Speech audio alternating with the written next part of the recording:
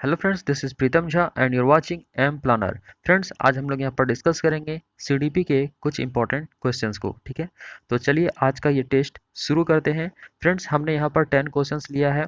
ठीक है, तो इसका जो भी स्कोर होगा लास्ट में आपको बताना है। आपके कितने आंसर्स करेक्ट हुए, कितने रॉन्ग हुए, ये आपको लास्ट में कमेंट करना है। ठीक है, तो देखिए यहाँ पे हमारा जो पहला क्वेश्चन है, कहता है कि विकास की किस अवस्था में बुद्धि का अधिकतम विकास होता है। ठीक है, तो विकास का कौन सा स्टेज है, कौन सा ऐसा अवस्था है जिसमें बुद्धि का अधिक से अधिक विकास संभव होता है।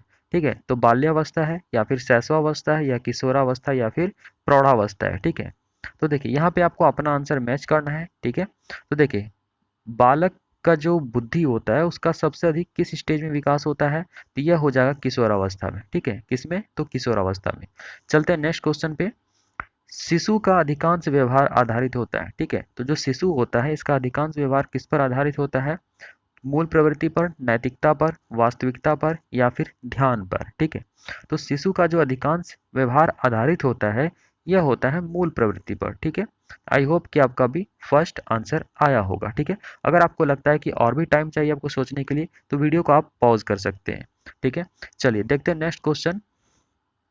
देखिए इसमें क्या कहता है कि अंतर्दृष्टि यानी सूझ द्वारा सीखने के सिद्धांत में कोहलर ने, ठीक है, प्रयोग किया था। ठीक है, तो कोहलर ने क्या प्रयोग किया था, तो किस पर प्रयोग किया था ये आपसे पूछा जा रहा है। ठीक है, अंतर्दृष्टि यानी सूझ का सिद्धांत सीखने के लिए तो कुत्ते पर, वनमानुष पर, बिल्ली पर या फिर चूहों पर। ठीक है, तो बहुत अच्छा क्वेश्चन है, ये एग्जाम में आपको रिपीट हो सकते हैं, इसलिए इसलिए जो है यह एग्जाम के पॉइंट ऑफ व्यू से काफी इंपॉर्टेंट है। ठीक है, तो इसका जो राइट आंसर है ये हो जाएगा वनमानुष पर। तो कोहलर ने जो सूझ के सिद्धांत के लिए जो जिस जानवर पर प्रयोग किया था वो कौन था, तो वनमानुष था।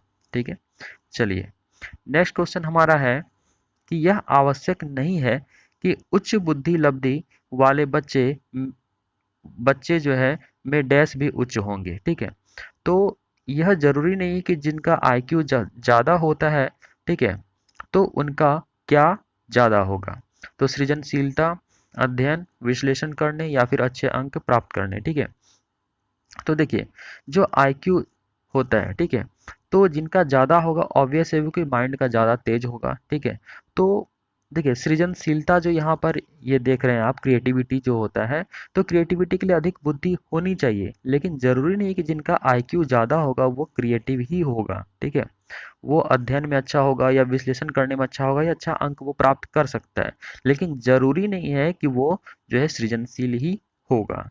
तो ये हो गया यहाँ पे, तो इसका राइट आंसर क्या हो गया, तो फर्स्ट नंबर। ठीक है, चलते हैं नेक्स्ट क्वेश्चन पे।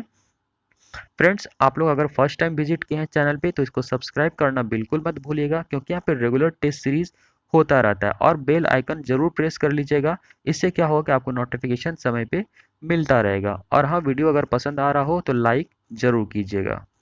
चलिए देखिए इस क्वेश्चन में क्या कहता है कि ध्यान को केंद्रित करने की आंतरिक दशा है। ठीक है, तो ध्यान को केंद्रित करने की आंतरिक दशा क्या है, अवधि है, नवीनता है, रुचि है, आकार है। ठीक है, तो जो ध्यान को केंद्रित करने की आंतरिक दशा है वो क्या होता है, तो इसका राइट आंसर हो जाएगा रुचि। ठीक है, अब देखिए हमारा नेक्स्ट क्वेश्चन क्या है कि मनोविज्ञान का, ठीक है, शिक्षा के क्षेत्र में सबसे बड़ा योगदान है।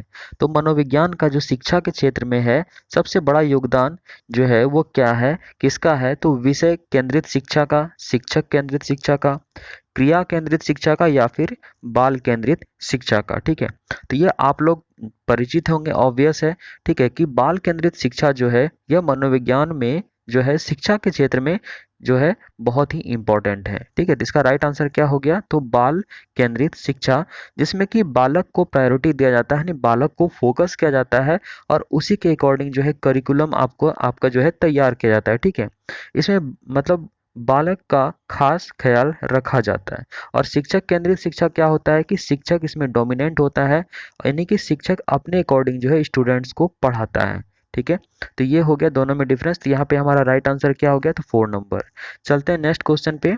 देखिए इसमें क्या कहता है कि निम्नलिखित में से कौन सा वृद्धि और विकास के सिद्धांतों से संबंधित नहीं है। ठीक है, तो वृद्धि और विकास से संबंधित जो थ्योरी है, जो सिद्धांत है, इसको आपने पढ़ा होगा।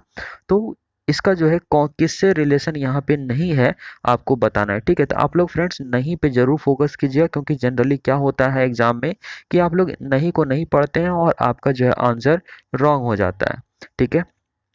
तो वृद्धि और विकास का सिद्धांत यहाँ पे कौन सा नहीं है, तो निरंतरता का सिद्धांत, वर्गीकरण का सिद्धांत, समन्वय का सिद्धांत या फिर वैयक्तिकता का सिद्धांत, ठीक है।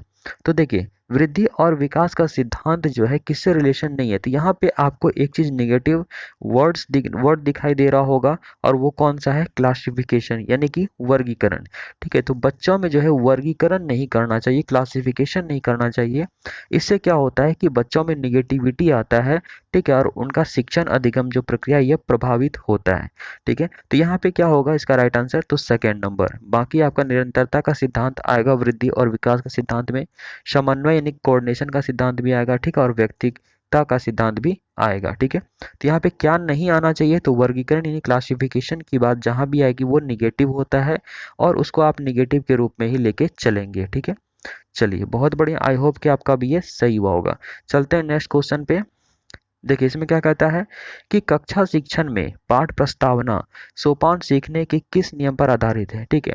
जो कक्षा शिक्षण होता है तो इसमें पाठ प्रस्तावना जो सोपान होता है सीखने के किस नियम पर आधारित है, तो प्रभाव का नियम, सादृश्यता का नियम, ठीक है, तत्परता का नियम या फिर सहचर्य का नियम, ठीक है। तो देखिए ये आप सभी को पता होगा कि जब बच्चे को किसी को कुछ सिखाना है, ठीक है, तो वहां पे जब वो एक्टिव नहीं होगा, उस चीज के लिए तत्पर नहीं होगा, चाहे मेंटली हो चाहे फिजिकली हो, ठीक है, तो जब तक वो तत्पर नहीं हो सकता है उसे आप कुछ सिखा नहीं सकते हैं, ठीक है। तो यहाँ पे इसका राइट आंसर जो क्वेश्चन के अकॉर्डिंग है ये हो जाएगा थर्ड नंबर मोस्ट अप्रोप्रिएट है, यानी कि कक्षा शिक्षण में जो पाठ प्रस्तावना का सोपान सीखने के लिए कौन सा नियम आधारित है, तो तत्परता का नियम, ठीक है। तो मोस्ट इफेक्टिव यहाँ पे हमारा आंसर क्या होता है, तो थर्ड नंबर, ठीक है। चलते हैं नेक्स्ट क्वेश्चन पे। संप्रत्यय निर्माण का प्रथम सोपान है, ठीक है। तो संप्रत्यय निर्माण का आपका जो कॉन्सेप्ट होता है उसके निर्माण का प्रथम सोपान क्या है, तो सामान्यीकरण यानी जनरलाइजेशन हो गया, ठीक है, विभेदीकरण यानी क्लासिफिकेशन हो गया, ठीक है, ये तो आपको पहले ही बताए थे निगेटिव होता है, ठीक है। उसका प्रत्यक्षीकरण हो गया, फिर पृथक्करण हो गया, ठीक है। तो यहाँ पे क्या हो जाएगा, तो संप्रत्यय निर्माण का जो प्रथम सोपान है वो क्या है, आप जब किसी चीज को फेस करते हैं, ठीक है, प्रत्यक्ष रूप से किसी चीज को देखते हैं या उसके बारे में आप समझते हैं, तो यहाँ पे देखिए कॉन्सेप्ट निर्माण का तो मोस्ट इंपॉर्टेंट यहाँ पे प्रथम सोपान क्या हो गया, प्रत्यक्षीकरण, यानी कि उस चीज को आप प्रत्यक्ष रूप से क्या करेंगे, फेस करेंगे। तो आपका यहाँ पे राइट आंसर क्या हो गया, तो थर्ड नंबर, ठीक है। चलिए बहुत बढ़िया फ्रेंड्स, ये लास्ट क्वेश्चन है, इसके बाद आप लोग स्कोर जरूर बताइएगा। और आप सभी से फिर एक बार बोल रहा हूँ कि आप सब्सक्राइब अभी तक नहीं किए हैं, अगर आप न्यू हैं तो सब्सक्राइब जरूर कर लीजिएगा और बेल आइकन दबा दीजिएगा, ठीक है। चलिए देखिए इस क्वेश्चन में क्या कहता है कि प्रेक्षणात्मक अधिगम संप्रत्यय, ठीक है, प्रेक्षणात्मक अधिगम संप्रत्यय जो है डैश द्वारा दिया गया था, किसके द्वारा दिया गया था प्रेक्षणात्मक अधिगम संप्रत्यय, ठीक है, तो टोलमैन के द्वारा, बैंडूरा के द्वारा, ठीक है, थॉर्नडाइक के द्वारा या फिर कोहलर के द्वारा, ठीक है। देखिए प्रेक्षणात्मक अधिगम संप्रत्यय जो कॉन्सेप्ट है ये किसके द्वारा दिया गया था, तो इसका राइट आंसर हो जाएगा बैंडूरा के द्वारा, ठीक है। तो फ्रेंड्स आप लोग स्कोर जरूर बताइएगा और वीडियो को लाइक किए बिना बिल्कुल भी मत जाइएगा। तो मिलते हैं नेक्स्ट सेशन में, अगर आप अभी तक सब्सक्राइब नहीं किए तो सब्सक्राइब जरूर कर लीजिएगा, ठीक है। धन्यवाद।